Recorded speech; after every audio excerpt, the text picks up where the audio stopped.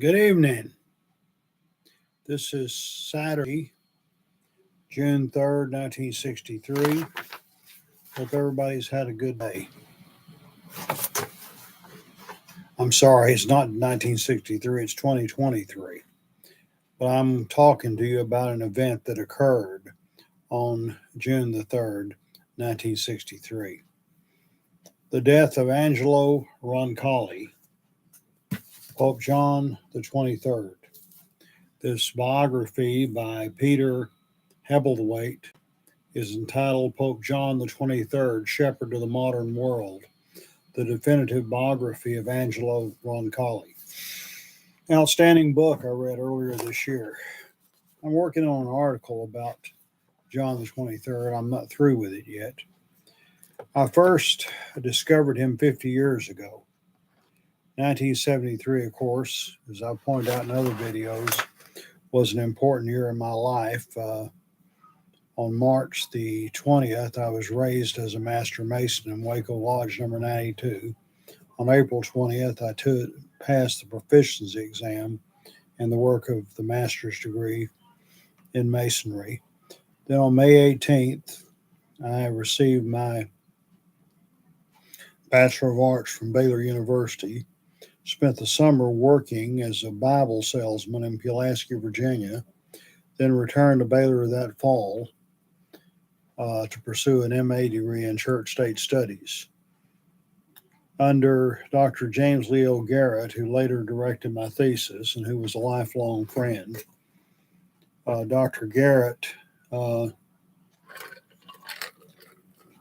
taught a course in ecumenics. We studied the history of the ecumenical movement, the movement for church unity. That's when I learned about Pope John the 23rd, who had died 10 years earlier. In the Catholic Church today, on October 11th, it marks the feast day of Saint John the 23rd. This date was selected in view of the fact that the first session of his brainchild, the Second Vatican Council, better known as Vatican II, opened on October 11th, 1962. That's unusual the way that turned out. Usually, when a person is declared a saint, it's the feast day is the day of their death, although it's an exception in the case of St. John the Baptist, because the alleged date of birth, June 24th, is the day that's celebrated rather than death.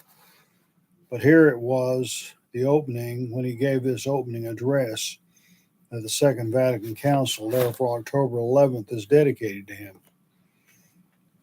This great Christian leader was born Angelo Giuseppe Roncalli on November 25th, 1881, in Soto il Monte, a small country village in the province of Bergamo, Italy. In 1904, he was ordained a priest, and throughout his long career, he held a number of important positions in Italy, France, Bulgaria, Greece, and Turkey. During World War II, he helped the Jewish underground in saving thousands of refugees in Europe, leading some to consider him to be a righteous Gentile. On October 28, 1958, Cardinal Roncalli was selected as the 261st Pope of the Roman Catholic Church, chose the name of John the 23rd, and he made some references to the holy saints John the Baptist and John the Beloved, which, by the way, are the patron saints of Masonry. Well, there's a direct connection there. It's debated. But when he became Pope, he was nearly 77 years old. And thus many expected him to be a stopgap Pope, a caretaker who wouldn't do a whole lot. Nothing could be further from the truth. Vatican II, which lasted from 1962 to 1965, resulted in a revision of liturgy, a stronger emphasis on ecumenism, a new approach to the world. Ecumenism is the movement toward church unity, toward Christian unity. And there's different ways this is understood. Traditionally, Catholics favored unity, and it was to be achieved by a very simple means. Everyone would join the Catholic Church, and all other churches would be eliminated. It's not going to work like that. Some other churches have had similar views. The idea that put them all under one umbrella. There's so many of them today, that's not likely to ever happen. One could be unified without being uniform. You can go back to the time of the Middle Ages where Pope Boniface VIII issued the encyclical Unam Sanctum. It's absolutely necessary for salvation, for every human soul to be subject to the Roman Pontiff. And then in Vatican I, which occurred in 1869 and 1870, there were a lot of things on the agenda, but the Franco-Prussian War broke out. The priests and bishops were needed back home. They had a lot on the agenda, but the only thing they accomplished was the doctrine of papal infallibility, which has greatly been misunderstood. Papal infallibility doesn't say when the Pope orders breakfast, he's divinely inspired. It does say that when he speaks ex cathedra, from the chair, on matters of faith and morals, he is protected by the Holy Spirit from error. That sounds like an awesome power, but it's only been exercised once. It was in 1950 that Pope Pius XII came forth with the dogma, the bodily assumption of Mary. At the end of her life, Mary didn't die, but was taken up by God into heaven.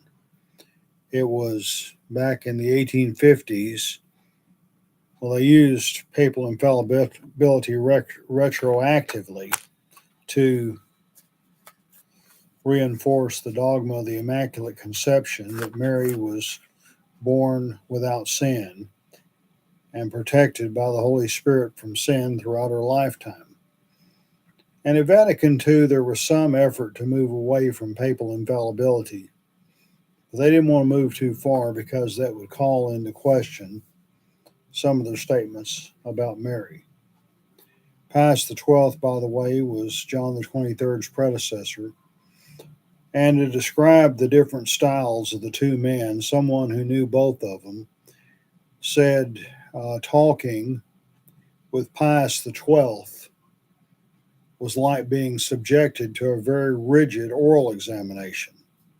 Talking with John the 23rd was like visiting with your favorite grandfather. So you see, the two men have very different styles of operating. And John, previously Catholics had regarded Protestants as heretics. Eastern Orthodox Christians were seen as schismatics. But Pope John introduced the term separated brethren, bringing Rome officially into the ecumenical movement. The Council's document on the relation of the Church to non-Christian religions sought common ground with Hindus, Buddhists, and Muslims, and declared the Jews do not bear collective guilt for the crucifixion of Jesus. When I was taking Dr. Garrett's seminar, I did reports on the document of the relation of the Church with non-Christian religions, and also the document on religious liberty. During his pontificate, John visited many orphanages, jails, schools, and churches. He received more rulers than any previous pope, welcomed the first Greek Orthodox patriarch, the Archbishop of Canterbury, um, Geoffrey Fisher, who was also a high ranking Mason, and the presiding bishop of the Episcopal Church in the United States, moderator of the Church of England, and a Shinto high priest, all were welcome at the Vatican. At one point, he was on good terms with the two most powerful men on earth, U.S. President John F. Kennedy and Soviet Premier Nikita Khrushchev. And some say he played at least some role in resolving the Cuban Missile Crisis. Now, how much of a role is debatable, but he always believed in trying to talk things out and trying to work together. The places he had been, when he was in Turkey, for example, he was in a predominantly Muslim country. And he dealt with a lot of Orthodox Christians there, as well as in Bulgaria. He dealt some with Protestants. He dealt with Jews. So his view was much more cosmopolitan than many of his contemporaries. On April 11th of 1963, he issued his final encyclical on establishing universal peace and truth, justice, charity, and liberty, better known as Pacem in Terris, which in Latin means peace on earth. That comes from the first words of the Latin translation. In this historic work, he declared that conflict should not be resolved by recourse to arms, but rather by negotiation. He stressed human rights and moral duties. Although he was responsible for the launching of Vatican II, sadly, he didn't live to see it completed. He died on June 3rd, 1963, at the age of 81. The work of the council, though, was completed by his successor, whose name was Giovanni Montini. He took the name Pope Paul VI. Now, Pope John the 23rd, again, is honored by the Roman Catholic Church on October 11th. And on June 3rd, the day of his death, by the Evangelical Lutheran Church in America. On June 4th, I'm not sure why that is, by the Anglican Church of Canada. In Italy, he's called Il Papa Buono, the Good Pope. At the time of the Good Pope's death, the Mexican Masonic leader, Dr. Jose Guadalupe Zunio Hernandez, declared that mankind has lost a great man. We as Masons acknowledge his high principles, his humanitarianism.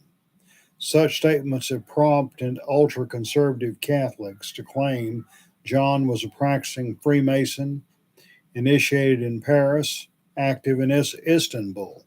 Is that true? I don't know. It's certainly possible. Canon laws prohibited Masonic membership on the part of Catholics in 1738, but such has not always been enforced. Traditionalists argue that such involvement should have resulted in his excommunication, made his election as Pope as illegal. Some ultra-traditionalists reject all the popes since Pius XII. They feel that John was an anti-pope and a closet Mason, and they insist any decrees he issued, including the calling of Vatican II, should be declared null and void. They do not accept the idea of ecumenism, of sitting down and talking things over. Dialogue, negotiation is simple to them is that the Catholic Church is right and all other churches are wrong. Well, again, that was not the view of John, and the church has moved in that direction since Vatican II. Fortunately, these people constitute only a small minority. Others, Catholic and non-Catholic alike, who seek to bring the 270-year conflict between the Church and the Lodge to an end, are truly following in the footsteps of Blessed Pope John the 23rd. John lived to be 81. He died of stomach cancer. He was only able to be a part of the first session of Vatican II. It met in the fall, 63, 64, and 65, presided over by Pope Paul VI.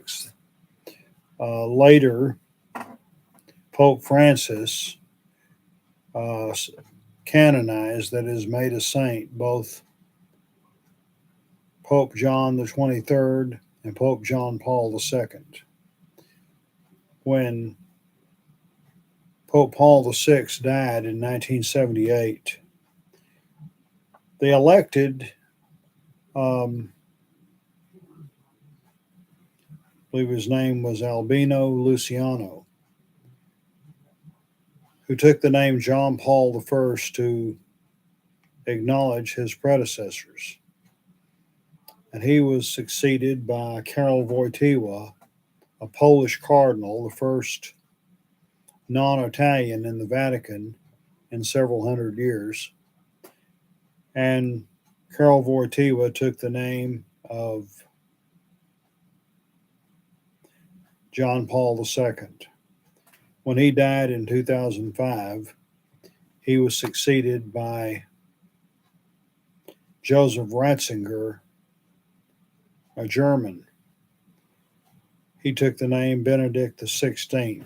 By the way, he was inspired by Benedict XV, who was Pope at the time of World War I and had the reputation of being a moderate. When Pope Benedict became the first pope to retire in about 500 years, they selected their first pope from the Western Hemisphere, Jorge Mario Bergoglio.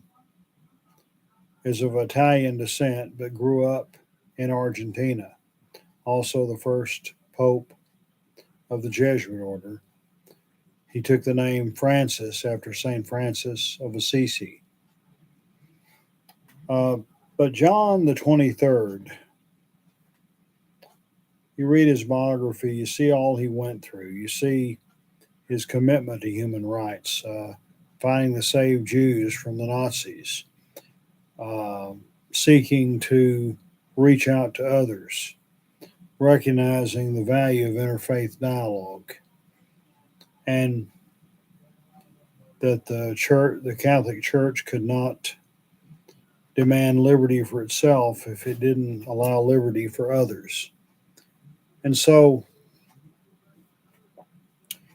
as I say, I'm working on a paper about him, and there's a lot of people who claim that he was a Freemason. Was he? I don't know. I hope he was. I'd like to claim him as a brother. I know he had to go undercover, but many, the Catholic traditionalists,